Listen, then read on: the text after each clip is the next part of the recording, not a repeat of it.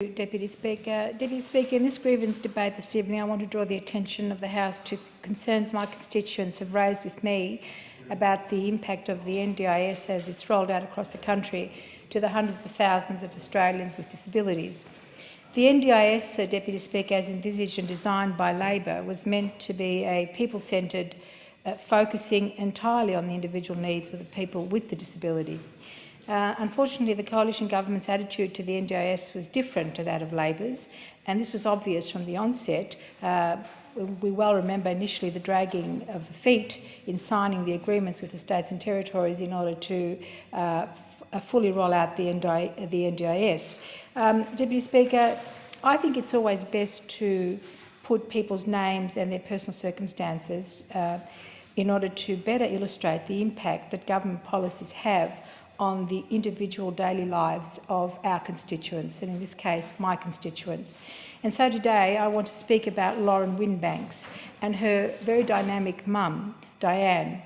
Both came to see me recently to raise their concerns about the possible impact of the Turnbull government's version of the NDIS on Lauren's care plan, as well as the impact on Lauren of the Coalition Government's changes to the employer contribution for lower paid workers. Lauren has an intellectual disability, an estimated IQ of 65. She has autism, face blindness, which means that she doesn't recognise family members, and she has kneecap misalignment affecting all the muscles in her legs. She is 22 years old and has a twin brother who does not have any diagnosed disabilities.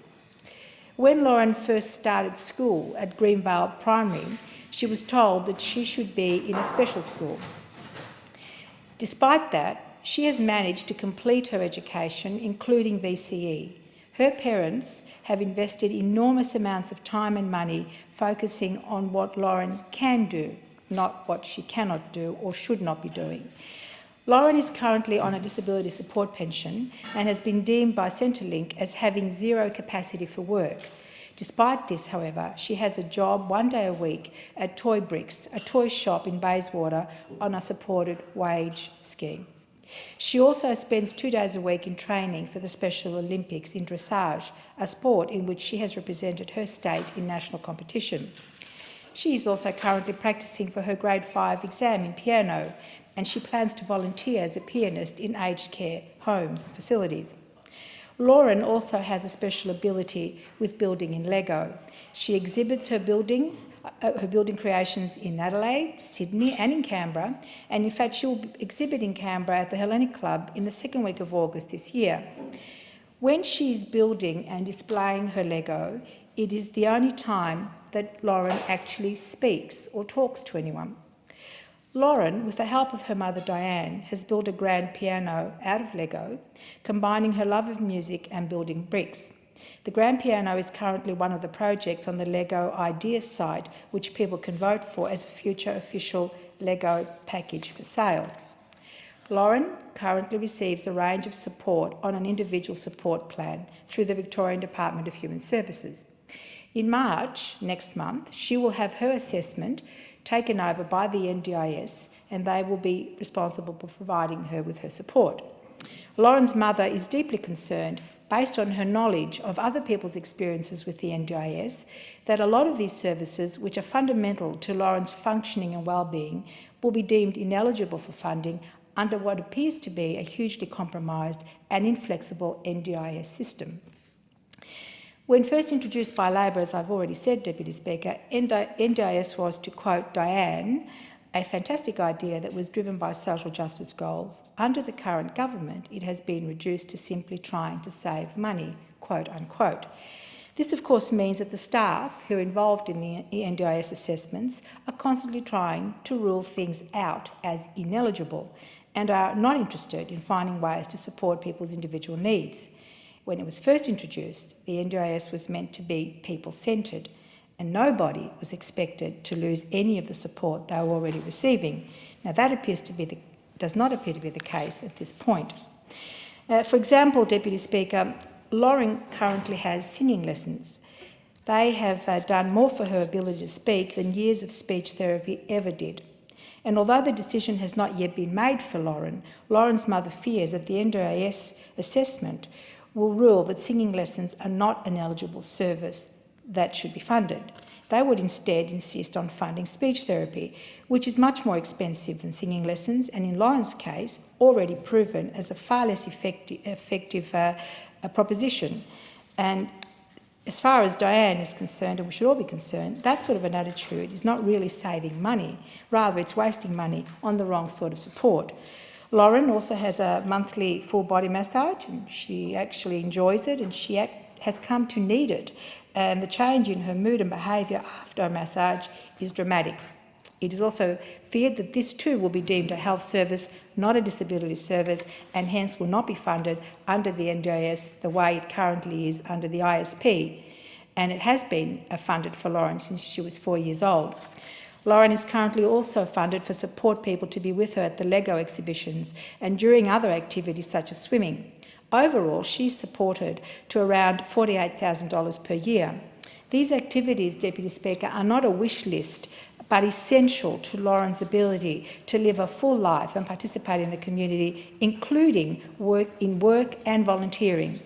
Many other people who have already been through the NDIS assessments have been knocked back for a range of supports essential to their lives. Lauren's mother, Diane, who works as an educational consultant, is in a position to hear many of these stories firsthand and has shared those stories with me. For example, anyone with autism levels 1 and 2 has already been advised not to bother applying as they will not be eligible for NDIS support. Now, a further concern, Deputy Speaker, is the NDIS is being rolled out too quickly and staff can't manage the workload. This means that many people are being forced to conduct their assessment interviews over the phone rather than a face-to-face meeting where they could explain the nuances of their individual needs. The assessments are being completed as a checklist operation, and it's a case of, according to Diane, not eligible, not eligible, not eligible. Everything has to be proven to work, documented, etc. Now, there's no problem with that, but there is no room for explaining how certain therapies or activities work better for some people than more conventional services. For example, chiropractic is not supported while physiotherapy is. Acupuncture will be knocked back even if it has worked wonders for someone for years. One parent that Diane knows was asked by NDIS staff, "How do you know your son has cerebral palsy?" When this is a condition, Deputy Speaker, diagnosed at birth and never changes. So people are feeling considerably distressed by such needless questioning. All in all, there's no flexibility in the allocation of funding either. Under the current ISP system, if you underspend in one area, you could overspend a bit on another item that is needed or beneficial, and you can't do that under the NDIS. There is no flexibility. And if a particular service can be defined as healthcare rather than disability, it is immediately ruled out for NDIS funding. And they seem to constantly be trying, Deputy Speaker, to limit the support that can be offered as if they have to rule out, this is according to Diane, in her experience with staff, as much as they possibly can.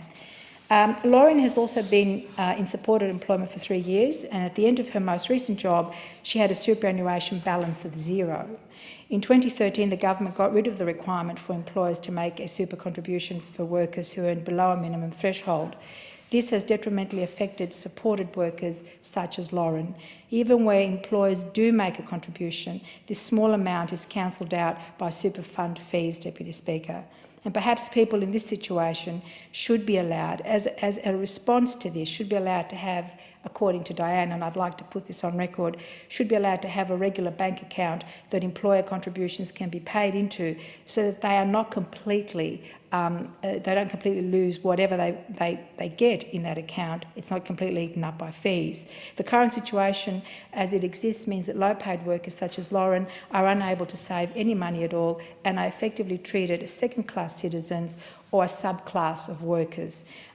Deputy Speaker, everyone is entitled to superannuation, and perhaps there needs to be a low or no fee super scheme dedicated to workers with disabilities who are in supported employment, people such as Lauren who are also on disability support, but in the case of my own electorate, a huge number of people are on lower paid wages and have no access or no capacity to save in their superannuation scheme, and that in fact is an enormous problem for them. Thank you. Thank the member for Cornwall.